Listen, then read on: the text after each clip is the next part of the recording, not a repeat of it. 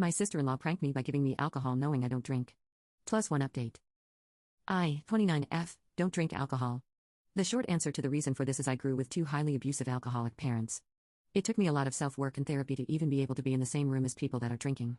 When I meet new people, I just politely turn down drinks by saying something along the lines of I don't drink. There has obviously been some instances where people ask me why, but I never go into the traumatic details. I've never had anyone push it onto me or anything. That's what makes what happened last weekend so bizarre.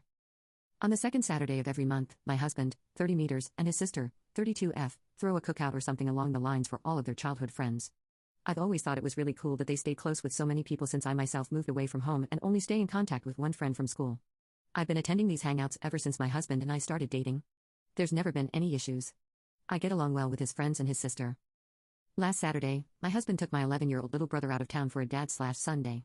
We're his legal guardians. I've had custody of him since I was 20. So I went to the cookout alone this time.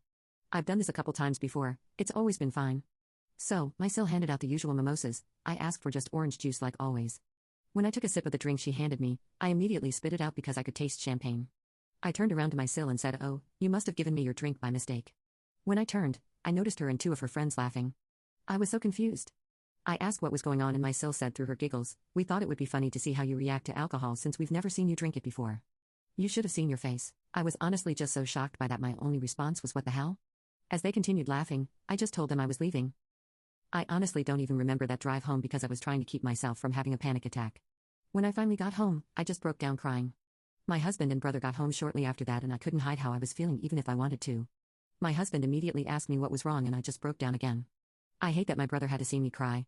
I try to keep our house as happy and safe as possible. After I put on a movie for my brother, I explained what happened to my husband. He was so mad. I've never seen him like that before. He told me to go relax with my brother and he was gonna sort everything out.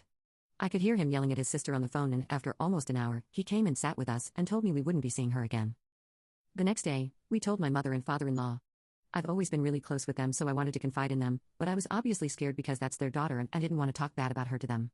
To my surprise, they were absolutely mortified and so apologetic on behalf of their daughter. I'm so glad because my little brother adores them.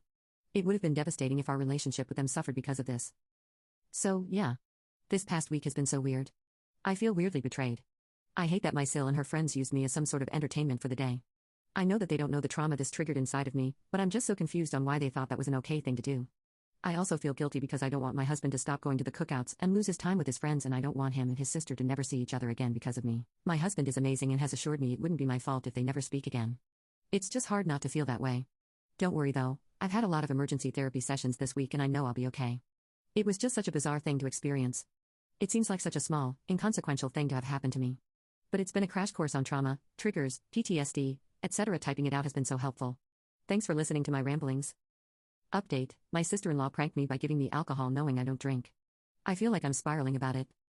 Thank you to everyone that left me kind comments and messages on my previous post. I'll just get right into the update. A lot of you guessed right. This isn't the first time my sil has done something like this. She is definitely what some would consider a mean girl. My husband and his parents have had multiple falling outs with her over the years, but they've been on good terms recently until she pranked me. So, yeah.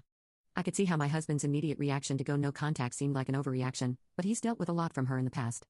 I don't want to give any specific examples because they're personal to my husband and his family. Hope you all understand. So here's what happened after my last post. After talking with my therapist and my husband, I decided I wanted to message my sil. I asked her if she wanted to get lunch and talk about what happened.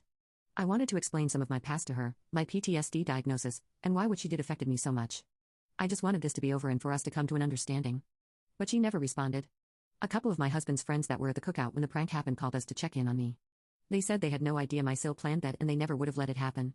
That's probably why she didn't clue them in on the prank. They told me that after I left, they told her it wasn't cool. After a couple days I just gave up hope of her messaging me back and decided to start moving on. Yesterday, my sil blew up my husband's phone. She said some pretty awful things. To summarize, it was along the lines of "It's not my fault your wife is a PC that is scared of champagne." She called me a bunch of names, from everything to be TCH, CNT, etc. She said she never liked me and she wished my husband stayed with his high school girlfriend. They broke up when they were 18 BTW, my husband is 30. Lol. The worst thing she said was, my husband was just doing charity by taking in a couple of orphans. If you don't remember, I have custody of my 11-year-old brother and we don't have any contact with our parents because they're abusive. So, yeah. Some pretty awful stuff. I was honestly just shocked. I thought we got along fine. We were never best friends or anything, but I had no idea she held this much animosity towards me. Maybe she's just embarrassed and lashing out because her parents or some of her friends berated her for it? I don't know. My husband sent just one message back to her saying he never wants to see or talk to her again and then blocked her and her husband's numbers. He told his parents what happened and they were furious too. I don't know what they said to her, but they're about as done as my husband. Since I've been in therapy and have support around me, her words didn't bother me much. I know she obviously has some problems to deal with and I'm just her latest target. The worst thing she did was bring my brother up. I'll never forgive her for that. He's not an orphan. He has 2 parents that love him. And I'm not either. I have in-laws that love and support me. They always have my back, even when it comes to their own daughter. If I never see my Sil again, I'd be fine with that. I truly hope one day she'll come to her senses and understand the way she treats people isn't right. We've decided to turn every second Saturday of the month into family day in place of the cookouts. I'm gonna be just fine. I'm already feeling miles better than I did writing my previous post. For everyone calling me dramatic, I'm genuinely glad you don't have experience with PTSD or triggers. I don't think it's funny to give someone alcohol without their consent even if you know the person drinks. Anyway, again, thank you for all the kind words. I hope there will be no more updates, but if anything crazy happens, I'll let you know.